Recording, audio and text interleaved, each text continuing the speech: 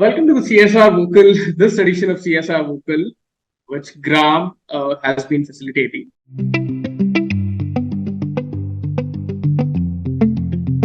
I'm sure, you have been seeing since 2013, since the company's law of Section 135 has come into place, there has been several changes in the CSR law and the way it has been getting reformed into. Would you like to share some thoughts and light on those areas? What has been your thought, and how do you want government to take, this, whether they call it as regulatory or voluntary, whatever you call it as? What is your thoughts in terms of those, especially in terms of Companies Act and laws which has been changed recently? See, uh,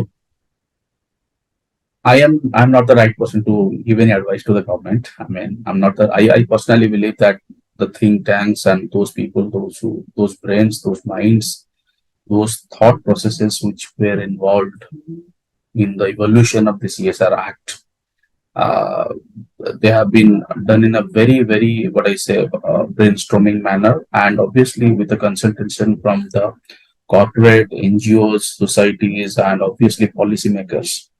So, frankly speaking, I'm not qualified. I don't see myself qualified enough to give any suggestion. But in the meantime, there are some pointers I just wanted to share with you, just for the sake of discussion.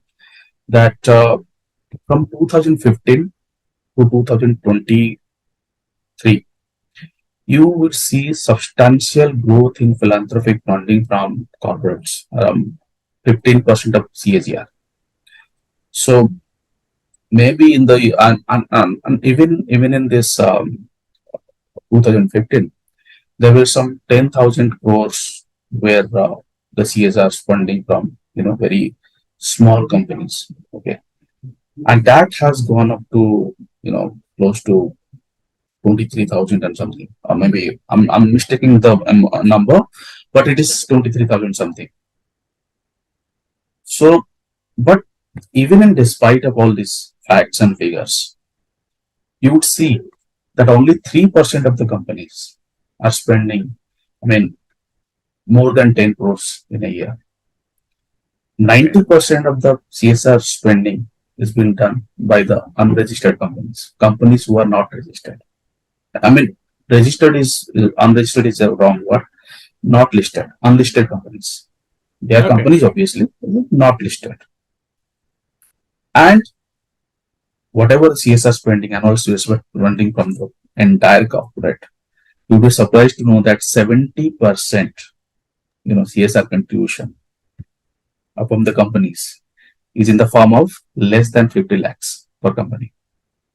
So the average is, in a very scattered manner. So you can see only 3% above 10 crore and more than 70% below 50 lakhs.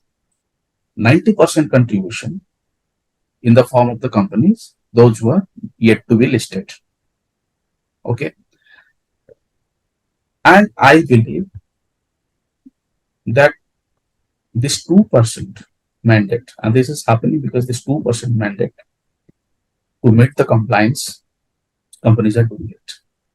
Rather, if anything can be introduced, like companies, those who can afford, I won't say can't afford, those who fall in the purview of maybe, what I say, 1,000 crores, 2,000 crores per year, if they can spend more than 2%, maybe 2.5%, 3%, if they can spend under the CSR, some portion of those extra spending that can be, subsidized in some other way, maybe in some kind of rebate to some kind of tax benefits, some kind of corporate benefits, some kind of interest benefits. If that can be provided by the government, I believe that companies would take a step further to enhance their CSR funding. Right? I believe when big companies will do that, and the category of the companies will do that, and small companies will also motivated to take up that business into that level and take that particular benefit. That is missing. that can be implemented, I think so. And second thing, I personally believe that companies must be sensitized by the government to invest in those areas where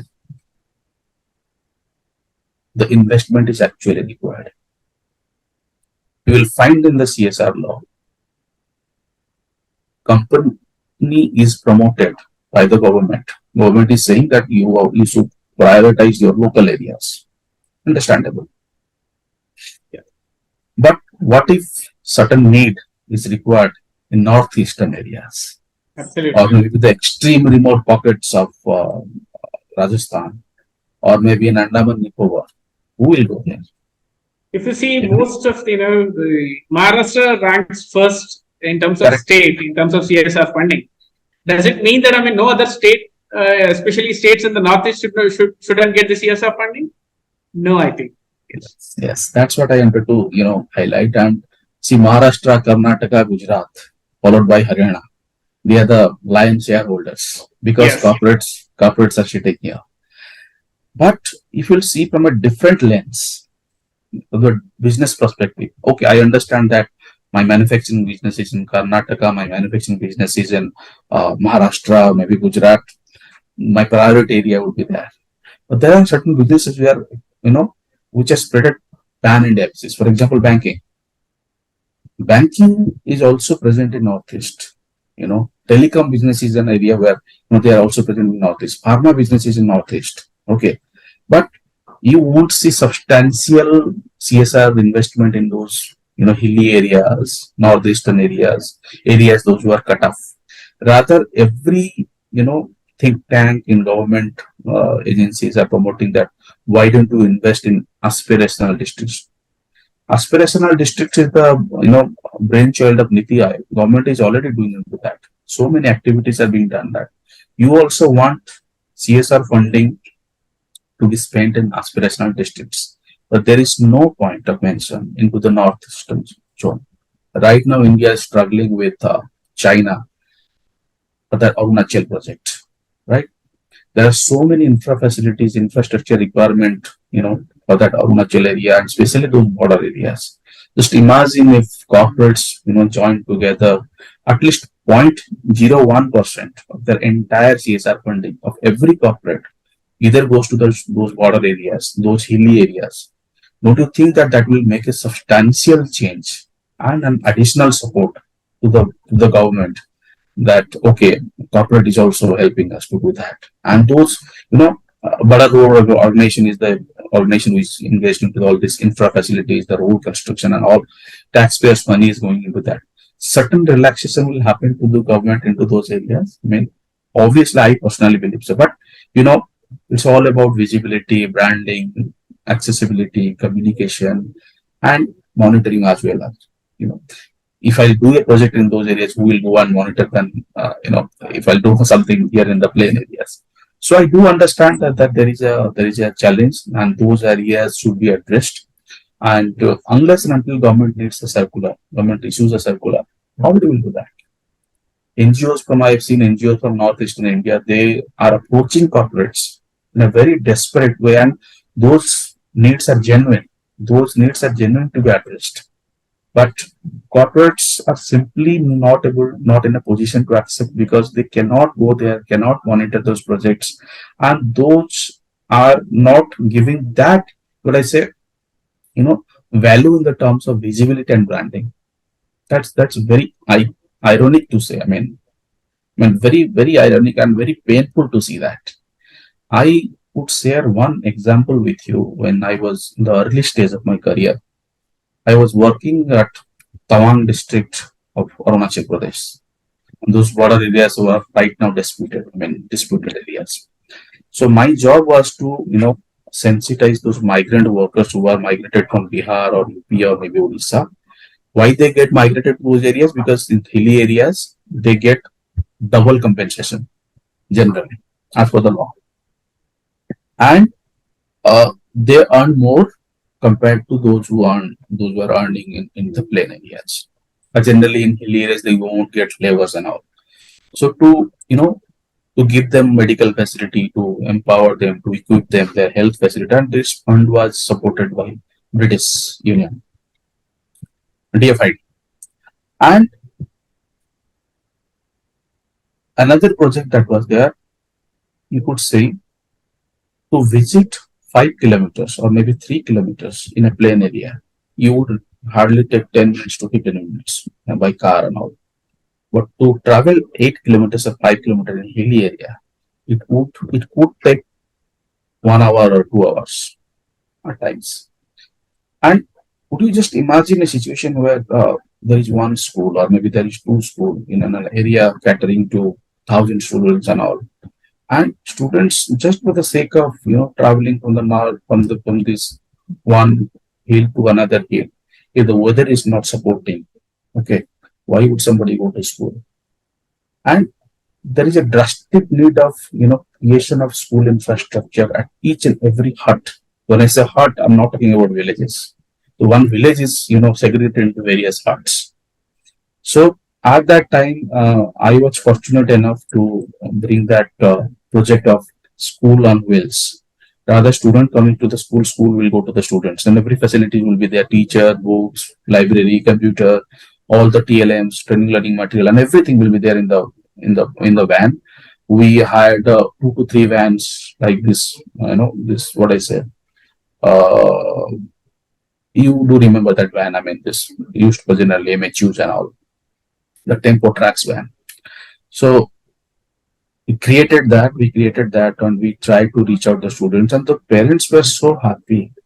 And we also prepared them for the local examination given by the state board for the for the class 2, class 3, class 4. We created those, and that particular project win hearts and won an international award also. Not because that we were able to do something new. The concept is not new, but the approach was new. There were many NGOs working in that areas. There were many agencies, international funding agencies were working in that areas, but nobody did that earlier. Nobody did that. And when the sun comes, there is a chance of your skin may be damaged and all because of the lack of oxygen and all. But when the wind comes, there is a possibility that the road may be blocked. And when the weather pattern comes, when the winter comes, there is a possibility that the road may be blocked for 6 months, 7 months, and all. So in those areas, even electricity was a problem. We try to create a solar and wind-based hybrid model where at least schools will get benefited. At least if the wind comes, at least you will get electricity. When the sun comes, you will get an electricity. So it was tough, but it is getting tougher day by day. I believe that CSR can address those challenges, address those areas. It would cost more compared to a project in the hilly area. Suppose in a hilly area suppose in a plain area, similar kind of intervention would cost you 50 lakhs. That in the hilly areas, compared to a hilly area, in those areas, it would cost you closely double or maybe triple of the cost. So it has its own ramifications, but it has its own advantages too. So I think corporates and the government should include those ideas, those thoughts to develop our northeastern and unreachable areas beyond the purview of developing their own vicinity. Very interesting to know, Mr. Rajesh, your thoughts basically on the distribution of funds of CSR across the geography and also where there is need is what is important. I think probably I also believe I'm quite positive that government also take this kind of things into cognizance and then they will come out with suitable amendments into the CSR law, which can enable people to invest the CSR funds on where there is an importance of funds, where there is an importance of development. Certainly, I also believe the same thing. Thank you so much. Thank you.